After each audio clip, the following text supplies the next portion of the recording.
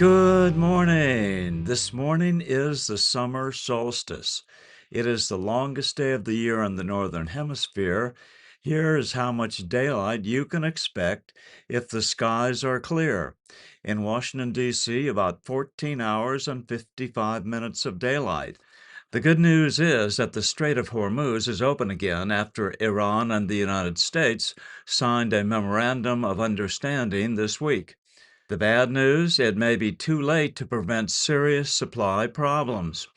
Oil flows from the Middle East have been disrupted for nearly 4 months, resulting in a global loss of 1.15 billion barrels, according to analytics firm Kepler.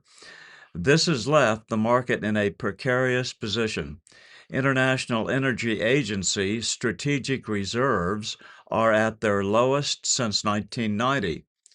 The U.S. Strategic Petroleum Reserve is at a 43-year low, and commercial inventories are under severe stress.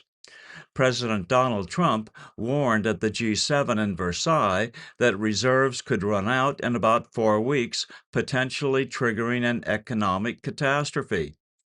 Oil prices have dropped sharply on optimism surrounding the ceasefire and reopening.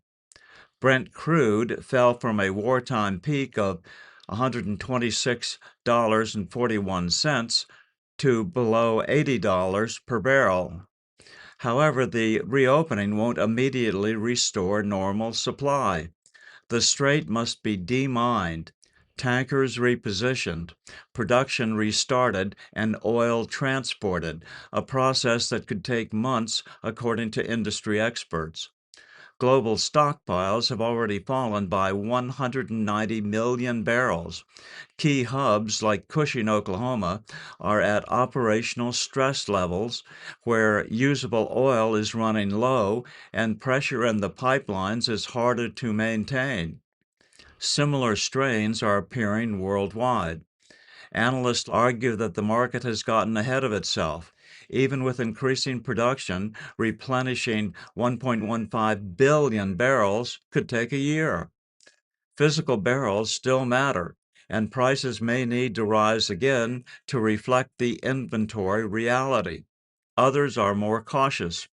While the cushion from pre-war oversupply has been largely eaten through, U.S. gasoline stocks are only down about 5% from last year, and diesel about 12%. Cash-starved OPEC producers are expected to ramp up output quickly, which could keep downward pressure on prices. Reopening the strait is a critical step, but the lag in restoring flows means that higher prices at the pump could still hit consumers this summer as market fundamentals reassert themselves. I'm still reporting from just outside the citadel of world freedom. Good day.